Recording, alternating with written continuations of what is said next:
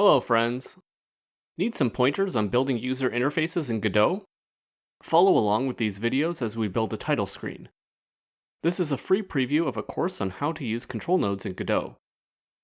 In the previous lesson, we added a background for our main game window. In this lesson, we'll add a fade transition to switch between the title screen and the main game.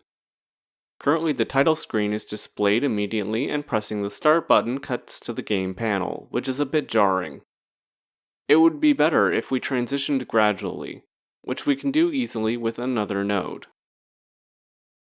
The color Rect node. Let's rename it Fade. The color Rect node simply fills its boundaries with a solid color, which we can change in the inspector, so we will set it to black.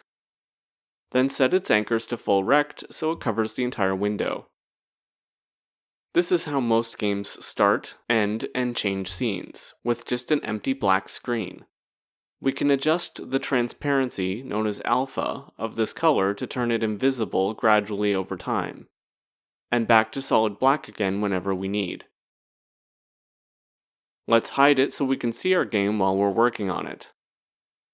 Attaching a script to this node, saving it in the scripts folder, the purpose of the script will be to fade in and out.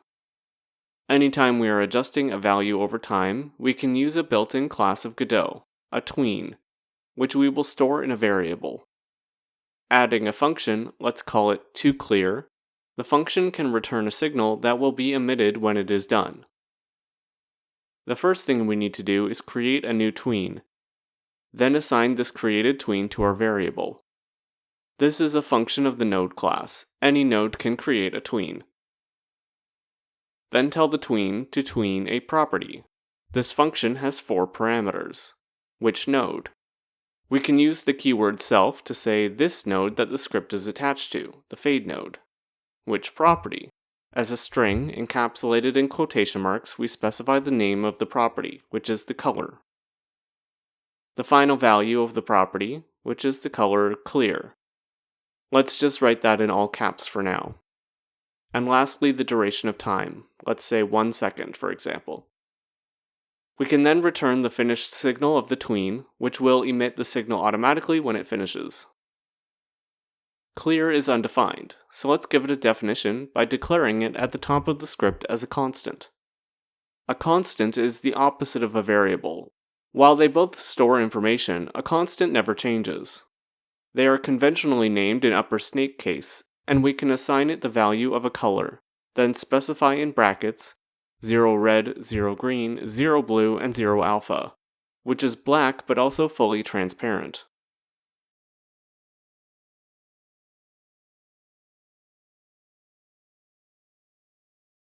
Switching over to the Game Manager script, let's give the fade a unique name, and add it to the Game Manager as a variable.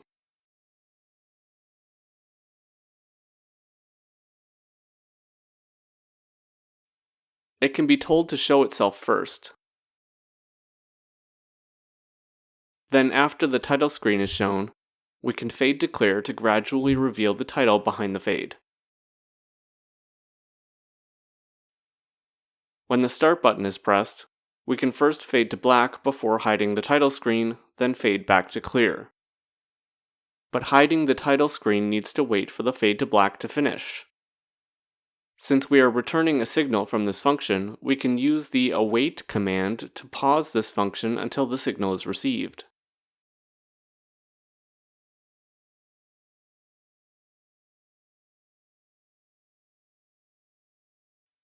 So we also need to write the toBlack function back in our fade script.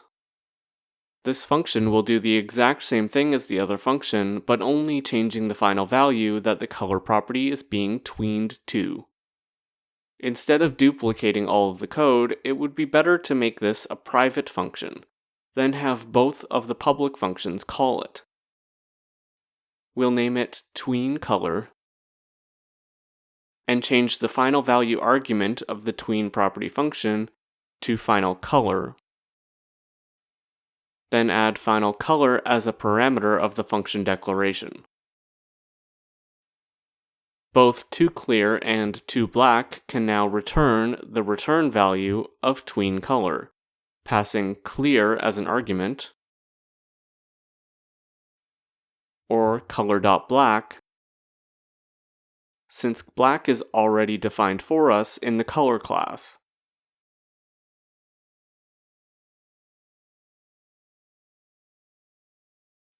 If we were to call the toClear function, then the toBlack function, while the tween is currently busy, it may cause some unwanted behavior. So anytime this is possible, we should first check if the tween has already been created, and if it is running. If these are both true, then we can kill the tween before creating a new one, preventing any conflict from arising having two tweens trying to change the same property. If we aren't quite sure we want to use 1 second as the duration, we might want to turn this into a variable too. Let's name it duration, and set its value to 1 second. Then add the export tag to the front of the declaration to allow us to give this variable a different value in the inspector. Selecting the fade node in the scene tree, we can see the duration variable has a value of 1, but we can change it to whatever we want. I'll try 2 seconds and see how that looks. Running the game, the window starts completely black but fades to clear, revealing the title screen behind it. We can't currently click on the Start button because we are actually clicking on the Fade Color Rect, even though it's transparent. The button isn't responding to hovering over it either. Selecting the Fade node, we need to look in the properties inherited from Control for the Mouse section, and change its filter property to Ignore. Now the mouse signals will pass through the Fade node to the nodes underneath it. So let's try running the game again.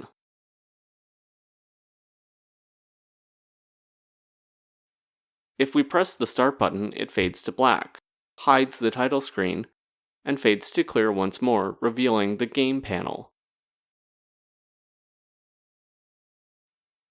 We now have a fade transition for our game. In the next section, we'll start working on the actual game. If you want to enroll in this or any of my courses, they're all available on my Patreon. You can also find them on Udemy and Skillshare. I have a Discord server for my followers and students to help each other out. All are linked below. I'll see you in the next video.